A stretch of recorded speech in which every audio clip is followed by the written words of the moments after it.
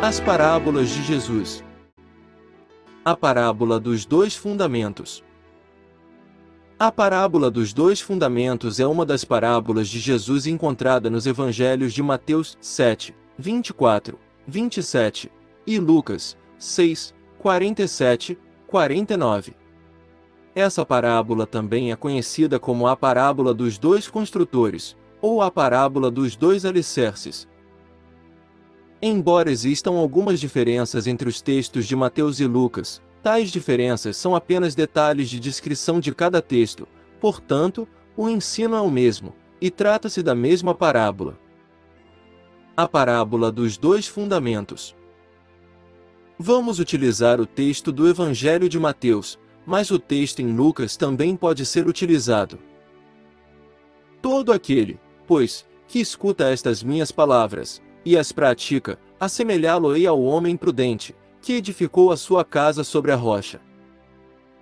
E desceu a chuva, e correram rios, e assopraram ventos, e combateram aquela casa, e não caiu, porque estava edificada sobre a rocha. E aquele que ouve estas minhas palavras, e não as cumpre, compará-lo-ei ao homem insensato, que edificou a sua casa sobre a areia. E desceu a chuva, e correram rios, e assopraram ventos, e combateram aquela casa, e caiu, e foi grande a sua queda. Mateus 7, 24, 27. Contexto histórico da parábola dos dois fundamentos. Jesus utilizou essa parábola para concluir seu sermão, Sermão da Montanha, Mateus 5, 7, ou Sermão da Planície, Lucas 6, logo, diferente de outras parábolas em que Jesus se dirigiu apenas aos discípulos, essa, Jesus Cristo pronunciou para uma grande multidão. As diferenças que podemos notar entre a descrição de Mateus e a de Lucas ocorrem, sobretudo, pela distinção dos destinatários. Mateus escreveu para os judeus que viviam em Israel, enquanto Lucas escreveu para os gregos e helenos que viviam na Ásia Menor e na região do Mediterrâneo. Como Jesus, na ocasião, contou essa parábola para judeus, ele utilizou elementos comuns aos judeus, ou seja, Jesus descreveu as técnicas típicas de uma construção rural na Palestina daquela época. Como Lucas escreveu para gentios de outra região, ele utilizou uma descrição das técnicas de construção que eram familiares às pessoas para quem ele escrevia. Além disso, ele também levou em consideração as diferenças climáticas e geográficas que existiam entre as regiões, mesmo com todas essas pequenas diferenças. Explicação da parábola dos dois fundamentos. Ao analisarmos as características das construções rurais dos dias de Jesus, podemos facilmente entender a ilustração que Jesus utilizou. As casas eram bem diferentes das construções que estamos habituados hoje em dia. As paredes não eram tão sólidas, ao contrário, eram feitas com uma mistura de barro endurecido, de modo que era comum que ladrões furassem as paredes para entrar nas casas. Mateus 6, 19. O telhado também era frágil, feito com uma mistura de terra e palha, podia tranquilamente ser aberto. Mateus 2, 3, 4. Algumas pessoas preferiam construir suas casas bem longe do leito de um rio. Porém, isso também poderia ser um problema, pois era muito importante para o estilo de vida da época ter um riacho nas proximidades da casa. Isso favorecia a criação de animais, as plantações e o abastecimento da própria casa. Logo, era preferível construir uma casa perto do leito de um rio, mesmo que ele estivesse seco, pois quando a estação da chuva chegava, o riacho que se formava garantia a água necessária até mesmo para atravessar o período de seca. Muitas vezes as tempestades também ocasionavam o transbordamento dos rios, principalmente com mudanças climáticas repentinas que são comuns naquela região. Quando percebermos a fragilidade das construções da época, e consideramos o padrão climático da região, fica nítida a importância que havia no alicerce da casa. O construtor prudente escolhe bem o local onde sua casa será construída. Ele tira a terra solta, cava buracos profundos até encontrar a rocha, e, então, ele constrói o alicerce na rocha. Lucas 6, 48. Já o construtor insensato não faz nada disso. Ele edifica sua casa na terra árida e solta, em plena areia. O insensato não considera as mudanças climáticas. Ele se ilude com o sol brilhando fortemente no período de seca, e não pensa nas tempestades que certamente virão. A mensagem principal da parábola é bastante óbvia. O construtor prudente é o que constrói a casa sobre uma base sólida. O próprio Jesus, na introdução da parábola, explica que o significado figurativo do alicerce é estas minhas palavras, Mateus 7, 24, Lucas 6, 47. Podemos entender que essa expressão, estas minhas palavras, não se refere apenas ao Sermão do Monte, mas a todas as palavras de Jesus, e, por extensão, a toda a Escritura como a infalível palavra de Deus.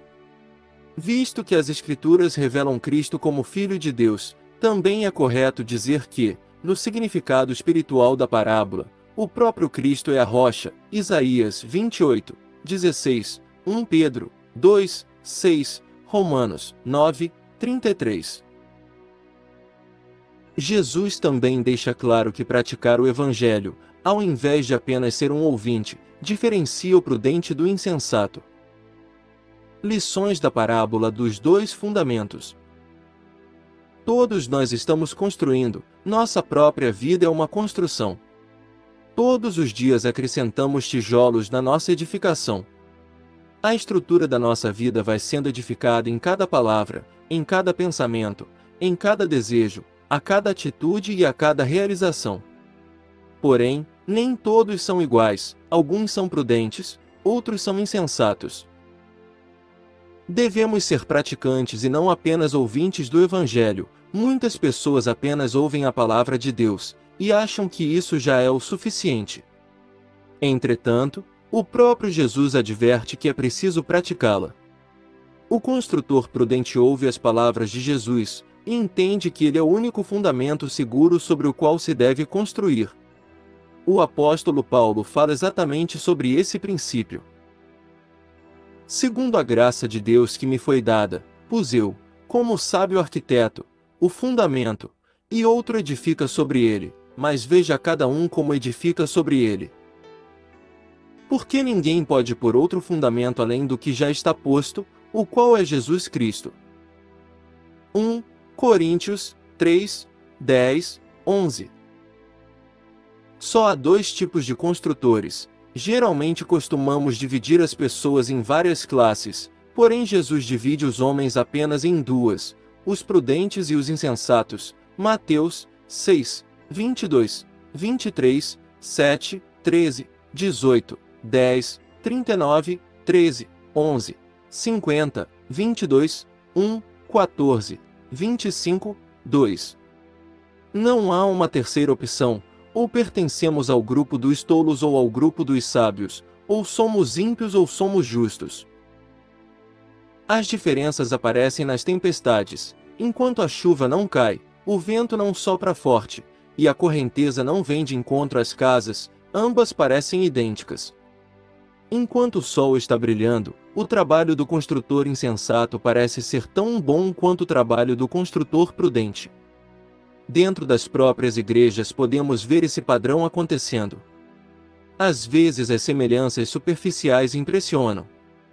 Mas um dia os céus se escurecem, as tempestades acontecem, as chuvas transbordam os rios, e as duas casas são postas à prova. Nesse momento as semelhanças desmoronam junto com a insensatez do construtor que não fez sua edificação sobre a rocha. Os méritos são de Cristo. Algumas pessoas interpretam essa parábola de maneira completamente equivocada. Eles tentam defender um possível mérito, ou colaboração do homem, no processo de salvação. Pensar assim é um erro, e fatalmente culminará em uma salvação por obras, uma doutrina completamente estranha às Escrituras. É fácil perceber que ambos os construtores utilizaram o mesmo material para levantar as paredes e fazer o telhado. Elas eram idênticas superficialmente. Talvez eu não ficasse surpreso se a aparência da casa que foi construída sobre a areia parecesse ser mais sofisticada, já que seu tolo construtor não gastou tempo cavando para alicerçá-la na rocha. Mas perceba que não foi a construção em si que manteve uma casa de pé enquanto a outra desmoronava. O segredo estava no fundamento, no alicerce sobre a rocha. Um princípio claro dessa parábola é que o fundamento da bem-aventurança eterna do homem não está no próprio homem. As diferenças aparecem nas tempestades. Enquanto a chuva não cai, o vento não sopra forte. Os méritos são de Cristo. Algumas pessoas interpretam essa parábola de maneira completamente equivocada. Eles tentam defender um possível mérito, ou colaboração do homem, no processo de salvação. Pensar assim é um erro, e fatalmente culminará em uma salvação por obras, uma doutrina completamente estranha às Escrituras. É fácil perceber que ambos os construtores utilizaram o mesmo material para levantar as paredes e fazer o telhado. Elas eram idênticas superficialmente. Talvez eu não ficasse surpreso se a aparência da casa que foi construída sobre a areia parecesse ser mais sofisticada, já que seu tolo construtor não gastou tempo cavando para alicerçá-la na rocha. Mas perceba que não foi a construção em si que manteve uma casa de pé enquanto a outra desmoronava. O segredo estava no fundamento, no alicerce sobre a rocha. Um princípio claro dessa parábola é que o fundamento da bem-aventurança eterna do homem não está no próprio homem. O ímpio confia em sua própria capacidade, e acha que isso o livrará. O prudente entende que nenhuma de suas realizações poderá livrá-lo do juízo que virá, mesmo que ele seja um exímio construtor. Diante das provações que vêm sobre o justo e sobre o injusto, a capacidade humana é tão transitória quanto a areia. Apenas a rocha poderá manter sua casa de pé. Apenas os méritos de Cristo poderão satisfazer a justiça de Deus no grande dia do juízo. Obrigado por assistir o vídeo.